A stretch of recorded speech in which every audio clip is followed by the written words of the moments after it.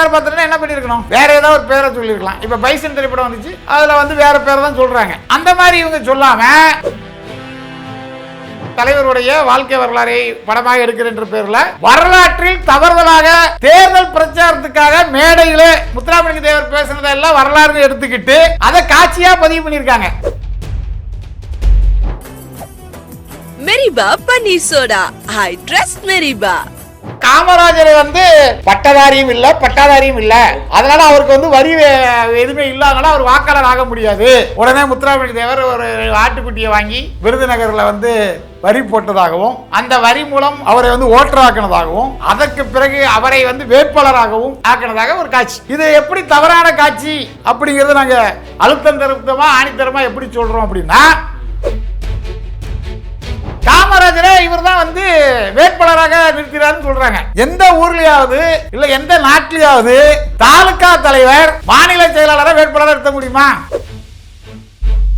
காமராஜர் அவர்கள் முதலமைச்சர் ஆகிறதுக்கு முன்னாடி முத்துராமலிங்க தேவர் அவர்களை சந்தித்து, அதுவும் சுதந்திர போராட்ட தியாகி ஐயா வரதராஜ நாயுடு வீட்டில் சந்திச்சதாகவும், அதுக்கு வரதராஜ நாயுடு முத்துராமலிங்க தேவரிடம் காமராஜர் முதலமைச்சர் பதவிக்கு ஆகணும்னு ஆசைப்படுறாரு, இதை பத்தி நீங்க என்ன நினைக்கிறீங்க, இல்ல உங்களுக்கு ஆதரவு கொடுங்கன்னு கேட்ட மாதிரியும் ஒரு காட்சி வைக்கிறாங்க. அதுக்கு அவர் என்ன முத்துராமலிங்க தேவர் ஐயா என்ன சொல்றாருன்னா,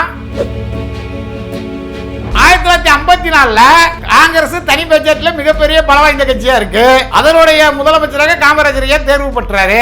அவர் வந்து முத்துராமலிங்க தேவர் ஐயா போய் ஆதரவு கேட்பாரா, இல்ல முத்துராமலிங்க தேவர் ஐயா என்னுடைய 3 சட்டமன்ற உறுப்பினர் வச்சு எனக்கு அமைச்சர் பதவி கொடுன்னு கேட்டிருப்பாரா? குறைவாக இருக்கிறவங்க தான் போயிட்டு நாங்க கொடுக்குறோம் அப்படி சொல்லிட்டு சொல்லுவாங்க. ஆனா இவர்கள் இந்த படத்திலே தவறான காட்சிகளை பதிவு செய்து சமூகத்தில் ஒரு பதட்டத்தை உருவாக்க முயற்சி பண்றாங்க. சமூக வலைதளங்களே பெருந்தலைவர் காமராஜரை அவமானப்படுத்தும் நோக்கத்திலும், சமூக நீதி போராளி இமானுவேல் சேகரன் அவர்களை அவமானப்படுத்தும் நோக்கத்திலும், ஐயா வேலுச்சாமி நாடார் அவர்களை அவமானப்படுத்தும் போது பல்வேறு காட்சிகள் வைக்கப்பட்டு அது சமூக வலைதளங்களை தயாரிப்பாளர்கள் என்று சொல்லிக் கொண்டு பரப்புனாங்க. இது எதுக்கு பரப்புனாங்கன்னா, ரெஃப்ளெக்ட் நேயர்களுக்கு வணக்கம். இன்று நாம் சந்திக்க இருக்கக்கூடிய சிறப்பு விருந்தினர் தமிழக நாடார் சங்க தலைவர் முத்து ரமேஷ் நாடார் அவர்கள். சார் வணக்கம். சார் வணக்கம். தேசிய தலைவர்னு ஒரு திரைப்படம் வெளியாகி இருந்தது. அந்த திரைப்படத்திற்கு வந்து நீங்களாட்டும் சரி ஹரிநாடாரும் சரி ரொம்ப எதிர்ப்பை வந்து வெளிப்படுத்தியிருந்தீங்க. ஏன் அந்த எதிர்ப்பு சார்? அதாவது ஒரு திரைப்படம் வருகிறது, அந்த திரைப்படம் வந்து ஒரு தலைவருடைய வாழ்க்கை வரலாறை படமாக எடுக்கிற பேர்ல இது ஒரு கற்பனை படம், கற்பனையான காட்சிகள் உள்ள படம் அப்படின்னு சொல்லி சென்சார் போர்டில் அனுமதி வாங்கிட்டு உண்மையாக உயிரோடு வாழ்ந்து மறைந்த இந்தியாவின் மிகப்பெரிய தலைவர்களுடைய பெயரெல்லாம் அந்த படத்துல பதிவு செஞ்சிருக்காங்க. குறிப்பா பெருந்தலைவர் காமராஜர் பேரையும் நேதாஜி சுபாஷ் சந்திர போஸ் அவர்களுடைய பேரையும் இவங்க வந்து பதிவு பண்றாங்க. அப்போ கற்பனையான கதாபாத்திரம் என்று சொல்லிக்கிட்டு, கற்பனையான கதாபாத்திரம் என்ன பண்ணிருக்கணும், வேற ஏதாவது ஒரு பேரை சொல்லிருக்கலாம். இப்ப பைசன் திரைப்படம் வந்துச்சு, அதுல வந்து வேற பேரை தான் சொல்றாங்க. ஆமா ஆமா. அந்த மாதிரி இவங்க சொல்லாம இந்த நாட்டின் மிக உயர்ந்த தலைவர்களான நேதாஜி சுபாஷ் சந்திர போஸ் பேரையும் காமராஜர் பேரையும் அப்படியே பதிவு பண்ணது மட்டும் இல்லாம வரலாற்றில் தவறுதலாக தேர்தல் பிரச்சாரத்துக்காக மேடையில முத்துராமலிங்க தேவர் பேசுனதெல்லாம் வரலாறு எடுத்துக்கிட்டு அதை காட்சியா பதிவு பண்ணிருக்காங்க. குறிப்பா 1936 காங்கிரஸ் கட்சி முதலாக தேர்தலில் போட்டி போட்டது. அந்த தேர்தலில் பெருந்தலைவர் காமராஜரை வந்து அவரு பட்டாதாரியும் இல்ல பட்டாதாரியும் இல்ல பட்டாதாரியும் இல்ல, அதனால அவருக்கு வந்து வரி எதுவுமே இல்லாதனால அவர் வாக்காளர் ஆக முடியாது அப்படின்னு சொன்னதாகவும், அது குறிப்பா விருதுநகரை சேர்ந்த முத்துச்சாமி ஆச்சாரி அவர்கள் சொன்னதாகவும், அதை கேள்விப்பட்ட ஐயா முத்துராமலிங்க தேவர் பெருந்தலைவர் காமராஜர் அவர்களோட அம்மாட்ட வந்து உங்க பையனுக்கு சொத்து எழுதி வைங்கன்னு சொன்னதாகவும், அவங்க பொண்ணுக்கு திருமணம் ஆகல, எங்க சாதியில வந்து சொத்து பத்திரத்தில் தான் கொடுப்பாங்க, காமராஜர் வந்து சுதந்திர போராட்டத்துக்காக தேர்தலில் இது காங்கிரஸ் கட்சிக்காக போராடிட்டு இருக்காரு, அதனால கட்டி வைக்க முடியாது, என் பொண்ணுக்கு வந்து மாப்பிள்ளை கிடைக்காது, அதனால எழுதி வைக்க முடியாதுன்னு சொன்னதாகவும், உடனே முத்துராமலிங்க தேவர் ஒரு ஆட்டுக்குட்டியை வாங்கி விருதுநகர்ல வந்து வரி போட்டதாகவும் அந்த வரி மூலம் அவரை வந்து ஓட்டராக்கினதாகவும் அதற்கு பிறகு அவரை வந்து வேட்பாளராகவும் ஆக்கினதாக ஒரு காட்சி. இது எப்படி தவறான காட்சி, இது எப்படி பொய்யான காட்சி, இது எப்படி போலியான காட்சி அப்படிங்கறத நாங்க அழுத்தம் திருத்தமா ஆணித்தரமா எப்படி சொல்றோம் அப்படின்னா, முதல்நிலை ஆதாரத்துடன் 1936 காங்கிரஸ் கட்சி முதலா தேர்தலை போட்டியிட்ட போது பெருந்தலைவர் காமராஜர் அவர்கள் தீர சத்தியமூர்த்தி கட்சியினுடைய மாநில தலைவராக இருந்த போது மாநில செயலராக இருந்தார். இதற்கான ஆதாரங்கள் இருக்கிறது, முதல்நிலை ஆதாரங்கள். நாங்கள் பொய் சொல்ல வேண்டிய அவசியங்கள் கிடையாது. ஆனால் ஐயா முத்துராமலிங்க தேவர் அவர்கள் காங்கிரஸ் கட்சியில வட்டார தலைவர் பதவியை தாண்டி வேற எந்த உயிர் பதவியும் வைத்ததில்ல. காங்கிரஸ் கட்சியில வட்டார தலைவர், தாலுகா தலைவர் பதவியை தாண்டி அவர் எந்த உயர்ந்த பதவிகளும் இல்லை. அப்படி இருக்கும்போது ஒரு மாநில செயலாளருக்கு ஒரு வட்டார காங்கிரஸ் தலைவர் ஆட்டுக்குட்டி வாங்கி ரசீது போட்டிருந்தா அது அன்றைய காங்கிரஸ் ஆதரவு பத்திரிகைகள் செய்தியாக வந்திருக்கும். ஒரு சின்ன செய்தியாச்சும் போட்டிருப்பாங்களே, ஒரு வட்டார தலைவர் முத்துராமலிங்க தேவர் அவர்கள் மாநில செயலாளர் காமராஜர் அவர்களை ஓட்டராக்கிறதுக்காக ஆட்டுக்குட்டி வாங்கி இந்த மாதிரி ரசீது போட்டிருக்கான்னு செய்தியா இருக்குல்ல, அந்த மாதிரி ஏதாவது செய்திகள் இருக்குது என்றால் இல்லை. ரெண்டாவது, அன்றைய காலகட்டத்தில் பெண்களுக்கு வந்து சீக்கிரமாகவே கல்யாணம், பெண்கள்லாம் ஆண்கள் எல்லாத்துக்குமே கல்யாணம். காந்தி அவர்களுக்குலாம் 12 வயசு 10 வயசுல கல்யாணம் வரலாம் படிக்கிறோம். கல்யாணம் பண்ண முடிச்சோட அவர் ஆப்பிரிக்கா போயிட்டாரு. ஆமா. அப்படி இருக்கும்போது காமராஜருடைய சகோதரி அவர்கள் வந்து 1907ஆம் ஆண்டு பிறக்கிறாங்க. அவங்களுக்கு 18 வயதுல திருமணம் ஆகிறது. அப்போ 1925ஆம் ஆண்டு அவங்களுக்கு திருமணம் ஆயிருச்சு. 1925ல திருமணம் ஆனவர்கள் ஆயிடுச்சு. அவங்க உறவினர்கள் சொல்றாங்க, எல்லாத்தையும் கேட்டு நாங்கள் உறுதிப்படுத்திட்டோம். ஏன்னா அன்ற சூழல 18 வயசு அதிகம். ஆனால் இந்த படத்தில் என்ன காட்சி வச்சிருக்காங்க, 1936ல் காமராஜருடைய சகோதரிக்கு திருமணமாகவில்லைங்கிற காட்சி வச்சிருக்காங்க. அப்போ முத்துராமலிங்க தேவர் சொல்லக்கூடியது 100% பொய் தகவல்ங்கிறது உறுதியாகுதா? ரெண்டாவது, காமராஜரை இவர் தான் வந்து வேட்பாளராக நிறுத்தினார்னு சொல்றாங்க. எந்த ஊர்லயாவது இல்ல எந்த நாட்டிலேயாவது தாலுகா தலைவர் மாநில செயலாளரை வேட்பாளராக நிறுத்த முடியுமா? முடியுமா? வாய்ப்பு இல்லை. மாநில செயலாளர் வேணா தாலுகா தலைவரை வந்து நியமிக்கலாம், அவருக்கு தேர்தலில் போட்டியிருக்கு வாய்ப்பு கொடுத்திருக்கலாம். ஆனால் இவர்கள் வந்து பொய்யான கட்டுக்கதைகள், அதாவது 1957ல தேர்தல் பிரச்சார மேடைகள்ல முத்துராமலிங்க தேவர் அவர்கள் சொன்ன பொய்களை வரலாறு நம்பி பல புஸ்தகங்கள் எழுதப்பட்டிருக்கிறது. அந்த புஸ்தகத்தை யாரும் படிச்சிருக்க மாட்டோம், படிக்கல. ஆனா இன்னைக்கு வந்து சக்தி வாய்ந்த ஊடகமான சினிமாவில் இந்த மாதிரி காட்சி வைக்கிறது தப்பு. இது வந்து ஒரு மிகப்பெரிய தலைவருடைய புகழுக்கு கலங்க விளைக்கிற செயல் அப்படின்னு சொல்லி ஹரிநாடர் அவர்கள் வந்து கோர்ட்டுக்கு போயிருக்காங்க. நாங்களும் அதுக்கு எதிர்ப்பு தெரிவிக்கிறோம். நாங்களும் தேவைப்பட்ட கோர்ட்டுக்கு போவோம். முதலமைச்சர் சந்திச்சு நாங்கள் மனு கொடுக்கறதுக்கான வேலைகளை பார்த்துட்டு இருக்கோம். இதுல இது ஒரு காட்சி. இன்னொரு காட்சி பாருங்க. காமராஜர் அவர்கள் 13/4/1954 தமிழ்நாட்டுடைய முதலமைச்சராக பொறுப்பேற்று 9 ஆண்டு காலம் 2/10/1963 வரை பொற்கால ஆட்சி நடத்தினார். இது உலகத்தில் உள்ள எல்லாருக்கும் தெரியும். காமராஜர் அவர்கள் முதலமைச்சர் ஆகிறதுக்கு முன்னாடி முத்துராமலிங்க தேவர் அவர்களை சந்தித்து, அதுவும் சுதந்திர போராட்ட தியாகி ஐயா வரதராஜ நாயுடு வீட்டில் சந்திச்சதாகவும், அதுக்கு வரதராஜ நாயுடு முத்துராமலிங்க தேவரிடம் காமராஜர் முதலமைச்சர் பதவிக்கு ஆகணும்னு ஆசைப்படுறாரு, இதை பத்தி நீங்க என்ன நினைக்கிறீங்க, இல்ல உங்களுக்கு ஆதரவு கொடுங்கன்னு கேட்ட மாதிரியும் ஒரு காட்சி வைக்கிறாங்க. அதுக்கு அவர் என்ன முத்துராமலிங்க தேவர் என்ன சொல்றாருன்னா, காங்கிரஸ் கட்சி தலைவர் பதவியோட இருந்தா பரவாயில்ல, முதலமைச்சர் பதவியெல்லாம் வந்து படிச்சவங்க நிர்வாகம் பண்ற விஷயம் அப்படின்னு சொன்னதாகவும், அப்புறம் அவங்க எந்திரிச்சு போற மாதிரி காட்சி வைக்கப்பட்டிருக்கு. இதுல என்ன சிக்கல் அப்படின்னா, இது எப்படி பொய்யான தகவல், 100% பொய்யான தகவல் எப்படி சொல்றதுன்னா, அன்றைக்கு 54ல காங்கிரஸ் கட்சி வந்து ஒரு பெரும்பான்மையுடன் இருக்கக்கூடிய ஒரு கட்சி. அந்த கட்சியுடைய சட்டமன்ற உறுப்பினர்கள் யாரை முதல்வராக தேர்ந்தெடுக்கிறார்களோ அவங்க தான் முதலமைச்சராக முடியும். காமராஜர் முதலமைச்சர் பதவி வேண்டாம்னு நினைத்தவர். காமராஜர் முதலமைச்சர் பதவி ஆகணும்னா 1940 54 வரைக்கும் 3-4 முதல்வர்களை உருவாக்கும் போது அவரே ஆகியிருப்பார். அன்றைக்கு கூட அவர் வேண்டாம்னு தான் சொல்றார். இதனால ராஜாஜியை வந்து குலக்கல்வி திட்டத்தை நீங்க என்னதான் போட்டியை சமாளிக்க முடியும் அவரை நிறுத்துறாங்க, அவர் முதலமைச்சர் ஆகிறார். முத்துராமலிங்க தேவர் ஐயா அன்னைக்கு வந்து 3 சட்டமன்ற உறுப்பினர். முத்துராமலிங்க தேவர் ஐயாவுடைய உச்சகட்ட செல்வாக்கு என்பது தமிழ்நாட்டில் 1.3% வாக்கு வங்கி. அவர் வந்து ராமநாதபுரம் நாடாளுமன்ற தேர்தலில் போட்டிடுறார், அருப்புக்கோட்டை நாடாளுமன்ற தொகுதியில் போட்டிடுறார், முதுகளத்தூர் சட்டமன்ற தொகுதியில் போட்டிடுறார். அவருடைய அன்றைய கட்சியான ஃபார்வர்ட் பிளாக்ல முதுகளத்தூர்ல தனிப்பிரிவுக்கும் அவருடைய வேட்பாளர் வெற்றி பெறாங்க. பெரிய குளத்துல ஐயா கல்வி தந்தை மூக்கையா தேவர் அவர்கள் வெற்றி பெறாங்க. இவரு ஜெயிக்கிறார். அப்போ எம்பிக்கும் ஜெயிக்கிறார், எம்எல்ஏக்கும் ஜெயிக்கிறார். எம்பிக்கும் எம்எல்ஏக்கும் ஜெயிச்ச தலைவர், அதுவும் அன்னைக்கு வந்து இவர் உயிருக்கு மேல நேசிச்ச தலைவர் சொல்லப்படுகின்ற நேதாஜி சுபாஷ் சந்திர போஸ் அவர்களுடைய மர்ம மரணம் குறித்து பாராளுமன்றத்தில் பேசி நேருக்கு நெருக்கடி கொடுப்பாரா, இல்ல இங்க தமிழ்நாட்டில் போய் சட்டசபையில போய் உட்கார்ந்து இருப்பாரா? என்ன பண்ணுவார்? எது பெரிய பதவி?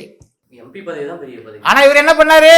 எம்பி பதவியை ராஜினாமா பண்ணிட்டார், எம்எல்ஏவாக போறார் சட்டசபைக்கு. அப்போ அதுல நடந்த அரசியல் என்ன அப்படின்னு சொல்லி அரசியல்ல வயதான பெரியவர்கள்ட்ட நம்ம கேட்கும் போது, அரசியல் தெரிந்த பெரியவர்களை கேட்கும் போது அவங்க சொல்ற தகவல் நமக்கு ஒரு அதிர்ச்சியாகவும் இருக்கு, உண்மையாகவும் இருக்கு. அதாவது எப்படி அப்படின்றால் 1958 நடத்தப்பட்ட தேர்தலில் அப்போ வந்து சென்னை பிரசிடென்சி என்று சொல்லப்படுகின்ற, மெட்ராஸ் பிரசிடென்சி என்று சொல்லப்படுகின்ற சென்னை மாகாணத்தில் 375 சட்டமன்ற உறுப்பினர்கள் இருந்தாங்க. இன்னைக்கு 234, அன்னைக்கு வந்து 375.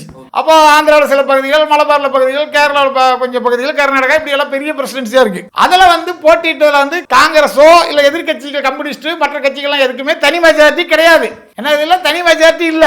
அப்போ இவர் ஒரு எம்எல்ஏ, இவருடைய பட்டியல் பிரிவு எம்எல்ஏ, முதுகுளத்தூர் தொகுதி எம்எல்ஏ 2, ஐயா மூக்கையா தேவர் 3. அப்போ இந்த 3 தொகுதி 3 சட்டமன்ற உறுப்பினர்களை நம்ம யாராவது ஆதரவு கேட்டாங்கன்னா நமக்கு வந்து அமைச்சர் பதவி கிடைக்கும், அமைச்சர் பதவி கிடைக்குங்கிற ஆசையில எம்பி பதவியை ராஜினாமா பண்ண தலைவர் இவர்.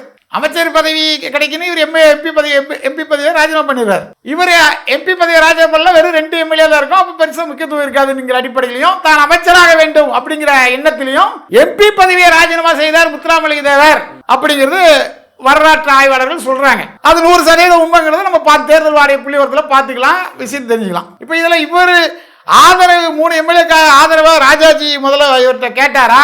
என்ன நடந்துச்சு அப்படின்னா 1952ஆம் ஆண்டு ராஜாஜி அவர்கள் முதல்வர் ஆகும்போது காமன்வெல்த் கட்சியினுடைய மாணிக்கவேல் நாயக்கர் அவர்கள் 6 சட்டமன்ற உறுப்பினர் வச்சிருக்காரு. அவர் கட்சியே காங்கிரஸ்ல மெர்ஜ் பண்ணி அமைச்சராகிறார். தமிழ்நாடு உழைப்பாளர் கட்சி ஐயா ராமசாமி படையாச்சி அவர்கள் 19 சட்டமன்ற உறுப்பினர்கள். முத்துராமலிங்க தேவர் ஏற்றிருக்கிறது வெறும் 3 தான். இவரோட 6-7 மடங்கு பெரிய தலைவர் யாரு? ராமசாமி படையாச்சியார். அவர் வந்து வெளியிருந்து ஆதரவு கொடுக்கிறாரு. மற்றும் பல்வேறு கட்சிகள் சுயாட்சிகள் வெற்றி பெற்றாங்க. அந்த காலத்துல சுயாட்சிகள் அதிகமாக வச்சிருக்காங்க. அவங்களோட ஆதரவுல மூதறிஞர் ராஜாஜி அவர்கள் முதல்வராக ஆயிட்டார். அப்போ இவருடைய 3 எம்எல்ஏவுக்கு மதிப்பு கொடுக்காமல் இவருடைய 3 எம்எல்ஏ தேவையில்லாததுனால இவருடைய அமைச்சர் பதவி ஆசை நிராசையா மாறிட்டு. கரெக்ட். அதுக்கப்புறம் 1954 இவருடைய ஆதரவு எதுவுமே தேவையில்லை. காங்கிரஸ் தனி பட்ஜெட்ல மிகப்பெரிய பல வாய்ந்த கட்சியா இருக்கு. அதனுடைய முதலமைச்சராக காமராஜர் ஐயா தேர்வு பெற்றாரு. அவர் வந்து முத்துராமலிங்க தேவர் ஐயா போய் ஆதரவு கேட்பாரா? இல்ல முத்துராமலிங்க தேவர் ஐயா என்னுடைய 3 சட்டமன்ற உறுப்பினர் வச்சு எனக்கு அமைச்சர் பதவி கொடுன்னு கேட்டிருப்பாரா? குறைவாக இருக்கிறவங்க தான் போயிட்டு நாங்க கொடுக்குறோம் அப்படி சொல்லிட்டு சொல்லுவாங்க. ஆனா இவர்கள் இந்த படத்திலே தவறான காட்சிகளை பதிவு செய்து சமூகத்தில் ஒரு பதட்டத்தை உருவாக்க முயற்சி பண்றாங்க. இது 2வது காட்சி. இதோட ஒரு மிகப்பெரிய காமெடி காட்சி இருக்கு அந்த படத்துல. அதாவது பாரத பிரதமர் நேரு அவர்கள் ஒரு தூதுவர்களை அனுப்பி ஃபார்வர்ட் பிளாக் கட்சி வந்து ஏற்கனவே காங்கிரஸ்ல இருந்து வெளியே போன கட்சி, அதாவது நீங்க எங்க கட்சியில இணைஞ்சிருங்க அப்படின்னு சொல்றதாகவும், அதற்கு 4 கேபினெட் அமைச்சர் பதவி தர்றோம்னு சொல்றதாகவும் வைக்கப்பட்டிருக்கு. அதுக்கு இவர் நம்ம முத்துராமலிங்க தேவர் ஐயா முடியாதுன்னு சொல்றதாகவும் காட்சிகள் வைக்கப்பட்டிருக்கு. சரியா? இதுல என்னன்னா இப்போ ஒரு 4 கேபினெட், அது மத்திய கேபினெட் அமைச்சர் பதவி கொடுக்கணும்னா எத்தனை எம்பி இருந்தா கொடுப்பாங்க? குறைஞ்சது ஒரு 6 எம்பி ஒரு அமைச்சர் சீட்டுக்கு வேணும் அப்படின்ற போல தான் கணக்கு பண்ணிடுவாங்க. 1. 2வது இப்போ அவங்களுக்கு வந்து 272 534 272 சீட்டு இல்லை, ஒரு 3 சீட்டு தேவைப்படுது அப்படின்னா அப்போ அவங்கள மதிச்சு நிறைய கேட்கலாம், டிமாண்ட் பண்ணலாம், கொடுப்பாங்க. அன்னைக்கு வந்து நேரு அவர்கள் 400 தொகுதிக்கு மேல மிகப்பெரிய வெற்றி பெற்ற ஒரு தலைவராக உட்கார்ந்துருக்காரு. மேஜிக் நம்பர் தாண்டி போயிடுச்சு. மேஜிக்கு மேல தாண்டி இல்ல, தாண்டி எங்கேயோ போயிடுச்சு. இவங்க கிட்ட இருந்த எம்பி எண்ணிக்கை என்ன? ஃபார்வர்ட் பிளாக் அப்போ வந்து 2ஆ உடஞ்சிருந்த தருணம். ஃபார்வர்ட் பிளாக் ஐயா நேதாஜி அவர்களுக்கு அப்புறம் 2ஆ உடஞ்சி போச்சு. அப்போ மார்க்சிஸ்ட் பிரிவு, சுபாசிஸ்ட் பிரிவுன்னு 2 பிரிவாயிருச்சு. மார்க்சிஸ்ட் பிரிவினுடைய தமிழ்நாடு கிளையினுடைய தலைவர் ஐயா முத்துராமலிங்க தேவர். இந்தியா முழுவதும் சேர்த்து அவங்க கிட்ட இருந்த எம்பி எண்ணிக்கை வந்து ஒரே ஒரு எம்பி தான். இதை யாராவது மறுக்க முடியுமா? உண்மை வரலாற்றை தேர்தல் ஆணைய புள்ளிவரத்தில் பார்த்து தெரிஞ்சுக்கிடுங்க. ஒரு எம்பிக்கு அவருடைய ஆதரவே தேவையில்லைங்கிற நிலைமையில 1.3% மக்கள் செல்வாக்குள்ள ஒரு தலைவராக கூப்பிட்டு 4 கேபினெட் அமைச்சர் பதவி தருவேன்னு சொன்னால் அப்போ தமிழ்நாட்டு மக்களை எந்த அளவிற்கு வட இந்தியர்களாக இருக்கட்டும் யாராக இருந்தாலும் கேவலமா பார்ப்பாங்க. ஒரு எம்பிக்கு எந்த ஊரையாவது 4 கேபினெட் அமைச்சர் பதவி தருவாங்களா சொல்லுங்க? அப்போ இதை காட்சியை வைக்கும் போது நம்ம தமிழக மக்களுடைய நிலைமை என்ன? இந்த மாதிரியான ஒரு காட்சி. அப்போ இந்த 3 காட்சிகளுமே 100% நீக்கப்பட வேண்டிய காட்சி. இதற்கு அப்புறம் பாத்தீங்கன்னா இந்தியாவில் மிகப்பெரிய தேசிய தலைவராக விளங்கியவர் ஐயா நேதாஜி சுபாஷ் சந்திர போஸ் அவர்கள். அவர் வாழ்நாளெல்லாம் பிரிட்டிஷ் அரசுக்கு எதிராக, குறிப்பா பிரிட்டிஷ் ராணுவத்துக்கு எதிராக மிகப்பெரிய ராணுவ புரட்சி ஏற்படுத்த வேண்டும் என்று இந்திய தேசிய ராணுவத்திற்கு தலைமையேற்று ஐஎன்ஏவை உருவாக்கி வெளிநாட்டில் உள்ள தமிழர்களா இருக்கட்டும் இந்திய மக்கள் எல்லாம் இணைச்சு ஒரு போராட்டத்தை முன்னெடுத்து பிரிட்டிஷை வீழ்த்திட்டு நம்ம ஆட்சி அமைக்கணும் அப்படின்னு சொல்லி தன் வாழலாம் போராடின ஒரு தலைவர். அந்த தலைவரை அவர் இறந்து போனதாக அரசால் அறிவிக்கப்பட்ட 1948 அப்புறம் அவரு முத்துராமலிங்க தேவரும் ராணுவ பயிற்சி எடுக்கிற மாதிரி ஒரு காட்சி வைக்கப்பட்டிருக்கு. காட்சி வச்சது மட்டும் இல்லாம அந்த காட்சியில தன் வாழ்நாளெல்லாம் யாரை எதிரியாக எதிர்த்து போராடினாரோ அந்த பிரிட்டிஷ் ராணுவம் இருக்குல்ல, அந்த பிரிட்டிஷ் ராணுவ உடையை ஐயா நேதாஜி சுபாஷ் சந்திர போஸ்க்கு வந்து இவங்க கொடுத்திருக்காங்க, போட்டு விட்டுருக்காங்க. அப்ப இது எவ்வளவு பெரிய வரலாற்று பிழை. ஒரு மிகப்பெரிய தலைவன், இந்தியாவின் இளைஞர்களுடைய எழுச்சி மிக்க தலைவர் நேதாஜி சுபாஷ் சந்திர போஸ் அவர்கள் தன் வாழ்நாளெல்லாம் எதிர்த்த பிரிட்டிஷ் ராணுவ உடைய அவருக்கே போட்டு விட்டுட்டாங்க. அப்படின்னா இது சென்சார் வந்து இதை கவனிக்கலைங்களா? ஏன்னா வந்து அது ஒரு மிகப்பெரிய தலைவர், எப்படி இவர் கீழே இருந்த ஒரு தலைவர் வந்து எப்படி கொடுத்துருக்க முடியும், எப்படி போட்டு விட்டு இருக்க முடியும் அவங்க கேள்வி கேட்கலீங்களா? சென்சார் போர்டுக்கு இந்த படம் சம்பந்தமாக சர்ச்சைகள் வரும்போது அந்த படத்துடைய தயாரிப்பாளர் என்று சொல்லிக் கொண்டு சமூக வலைதளங்களே பெருதலர் காமராஜரை அவமானப்படுத்தும் நோக்கத்திலும் ஐயா சமூக நீதி போராளி இமானுவேல் சேகரன் அவர்களை அவமானப்படுத்தும் நோக்கத்திலும் ஐயா வேலுச்சாமி நாடார் அவர்கள் வாய்ப்பூட்டு சட்ட வீரர் அவர்களை அவமானப்படுத்தும் போது பல்வேறு காட்சிகள் வைக்கப்பட்டு அது சமூக வலைதளங்களை தயாரிப்பாளர்கள் என்று சொல்லிக் கொண்டு பரப்புனாங்க. இது எதுக்கு பரப்புனாங்கன்னா, நாடார்கள் தேவேந்திரர்கள் இவங்களாம் இந்த படத்தை கடுமையா எதிர்ப்பாங்க, அதன் மூலம் நமக்கு மிகப்பெரிய விளம்பரம் வரும். விஸ்வரூபம் படத்துக்கு திடீர்னு ஒரு 400 கோடி ரூபாய் கமலஹாசன் சம்பாதிச்ச மாதிரி, தலைவா படத்துக்கு தடை போட்டு மிகப்பெரிய அளவுல வருமானம் பார்த்த மாதிரி இந்த படத்துக்கு நம்ம ஒரு பெரிய அளவுல சம்பாதிக்கணுங்கிற நோக்கத்தோட தமிழ் சமூகத்தில் கூட சாதி மோதல் ஏற்படுத்த வகையில் இந்த மாதிரி காட்சிகள்ல முகநூல்ல வெளியிட்டாங்க. அப்போதே நான் வந்து சென்சார் போர்டுக்கு போய் புகார் மனு கொடுத்தேன் 2 வருஷத்துக்கு முன்னாடி. ஆனால் சென்சார் போர்டு இருக்கவங்க யாருன்னா மிச்சர் சாப்பிட்டுட்டு படத்தை பார்த்துட்டு டீ குடிச்சிட்டு படுத்து தூங்குற ஆட்கள். அவங்களுக்கு வரலாற்று அறிவும் கிடையாது, வரலாற்று அறிவு 100% கிடையாது. அவங்களுக்கு முத்துராமலிங்க தேவருங்கிறது கற்பனை கதாபாத்திரமா உண்மையான கதாபாத்திரம்னு தெரியாது. முத்துராமலிங்க தேவர் படத்துல என்ன கொடுக்காங்க, கற்பனை கதாபாத்திரம், இதெல்லாம் கற்பனை காட்சி நினைச்சு கொடுத்துட்டாங்க. அவர்களுக்கு வரலாறு தெரிந்திருந்தால், உண்மையாகவே சமூக அக்கறையுடன் சென்சார் போர்டுல இருந்திருந்தா இந்த படத்தில் உள்ள இந்த காட்சிகள் நீக்கப்பட்டிருக்கும். ஐயா இமானுவேல் சேகரன் அவர்கள் 33 வயதில் இருக்கும்போது சமூக விரோதிகளால் கொலை செய்யப்பட்டார். ஆனா இந்த படத்துல வந்து ஒரு முதியவரை வந்து இமானுவேல் சேகரன் ஐயா போன்று வைக்கப்பட்டிருக்கிறது. அதான் ஒரு மிலிட்டரி உடையில இருக்கிற மாதிரி காமிச்சிருக்காங்க. அப்புறம் எதிர்ப்பு தெரிவிச்ச பிறகு ஆஸ்பத்திரி கம்பவுண்டர் மாதிரி காமிச்சு அந்த சமூக மக்களை கேவலப்படுத்த வேண்டும். அந்த சமூக மக்களுடைய மிகப்பெரிய தலைவராக விளங்கக்கூடிய தேவேந்திர சமுதாய மக்கள் தெய்வமாக கொண்டாடக்கூடிய ஐயா இமானுவேல் சேகரனை கொச்சப்படுத்த வேண்டும் இந்த மாதிரி காட்சிகள் வைக்கப்பட்டிருச்சு. ஆனா இந்த சென்சார் போர்டு அதிகாரிகள் இது எதுவுமே செய்யல. இது வந்து ஒரு கடுமையான விவாதத்தை சமூக வலைதளங்கள்ல சாதி ரீதியான மோதல்களை உருவாக்குற வகையில, சமூகத்தில் பதட்டம் ஏற்படுத்துற வகையில இந்த நிகழ்வுகள் இந்த படத்துக்கு அப்புறம் நடந்துட்டு இருக்கு. இதை தடுத்து நிறுத்த வேண்டிய பொறுப்பு தமிழக காவல்துறைக்கு உண்டு, தமிழக அரசுக்கு உண்டு. அவர்கள் உடனடியாக இந்த படத்தை 100% தடை செய்ய வேண்டும். இந்த படத்தினுடைய காட்சிகளை சமூக வலைதளங்களில் பரப்பக்கூடாது. இந்த படம் சம்பந்தமாக எந்த இதுவும் வெளியே வரக்கூடாது. இப்போ இதுல ஒரு கேள்வி இருக்கு, இந்த படத்துக்கு 2 வாரமா ஏன் நீங்க வாயை திறக்கல, ஏன் எதிர்ப்பு தெரிவிக்கல, ஹரிநாடர் எதுக்கு 2 வாரம் கழிச்சு கோர்ட்ல போய் கேஸ் போட்டாரு அப்படிங்கிற மாதிரி எனக்கு கேள்விகள் இருக்கு. இதுல என்ன அப்படின்னா, பொதுவா ஒரு படத்துல வந்து தவறான காட்சிகள் இருக்குன்னு தெரிஞ்சா முதலமைச்சர் தனிப்பிரிவில் ஒரு மனு கொடுக்கறது, டிஜிபி அலுவலகத்தில் மனு கொடுக்கறது, அதுக்கப்புறம் கோர்ட்டுக்கு போகிறது நாங்கள் வழக்கமாக செய்யக்கூடிய நிகழ்வுகள் தான். இதுக்கு முன்னாடி காலா படத்துக்கு பண்ணியிருக்கோம், அதுக்கு முன்னாடி கொம்பன் படத்துக்கு பண்ணியிருக்கோம், போன தடவை பார்த்தீங்கன்னா ராவணக்கோட்டம் படத்துக்குலாம் நாங்கள் எதிர்ப்பு தெரிவிச்சிருக்கோம். இந்த படத்துக்கு நாங்கள் ஏன் எதிர்ப்பு தெரிவிக்கலைன்னா, இது வந்து ஒரு சென்சிட்டிவ் மேட்டர். இவங்க வந்து தயாரிப்பாளர்களை சொல்கிற ஆட்கள் எல்லாமே பாவம் யாரோ ஒரு அப்பாவியை தயாரிப்பாளரை புதுசாக்கி அவர் தலையில் இந்த படத்தை கட்டிட்டாங்க. படம் ரிலீஸ் ஆகும் போது எதிர்ப்பு தெரிவித்தால் அவங்களுடைய நோக்கம் வெற்றி பெற்றுரும். அவங்க நோக்கம் என்ன, சர்ச்சையை உருவாக்கி படத்துக்கு பெரிய ப்ரொமோஷன் கொடுத்து சம்பாதிக்கணும். அப்போ அவர்களுடைய ஆசையில் அவருடைய ஆசையை நிராகரிக்கிற விதத்தில் இப்போ எந்த படம் ரிலீஸ் ஆனாலும் எத்தனை நாள் ஓட போகுது, இது 1 வாரம் ஓடும், அவ்வளோதான். அப்போ ஒரு வாரங்கிறது 15 நாள் கழிச்சு இந்த படத்தில் உள்ள தவறான காட்சிகளை நீக்க சொல்லி சட்டப்படியான நடவடிக்கைகளை நம்ம எடுப்போம்னு சொல்லி எங்கள் சமுதாய பெரியவர்கள் கேட்டுக்கொண்டதுனால இந்த மாதிரியான ஒரு நிலைப்பாடு எடுத்திருக்கோம். அதாவது உலகத்திலேயே மிகப்பெரிய தலைவராக போற்றப்படக்கூடிய பெருந்தலைவர் காமராஜரை பற்றி தவறான காட்சிகள் வந்திருக்கிறது. அது சென்சார் போல இருக்க ஒருத்தருக்கு கூட தெரியல அப்படிங்கிறது ஒரு வருத்தமான விஷயம். நியூயார்க் டைம்ஸ் பத்திரிகையில் ட்ரிபிள் கே என்று கென்னடி கோப்பர் சவுக்கிரியாக பாராட்டப்பட்ட ஒரு தலைவர் காமராஜர் ஐயா. அவருக்கே இந்த நிலைமை அப்படின்னு சொன்னால் அந்த படத்தில் சின்ன சின்ன காட்சிகளை சின்ன சின்ன தலைவர்கள் எல்லாம் காமிக்கலாம். அவங்களாம் யாரு என்னன்னே தெரியாத அளவுக்கு படு மோசமான நிலைமையில இந்த தேசிய தலைவர்ங்கிற படம் ரிலீஸ் ஆயிருக்கு. இது வந்து அதாவது இதை வந்து இந்த படத்தை வந்து முதல்ல தடை சொல்லி தேவர் சமுதாய மக்கள் தான் குரல் கொடுத்துருக்கணும் நியாயப்படிக்கு.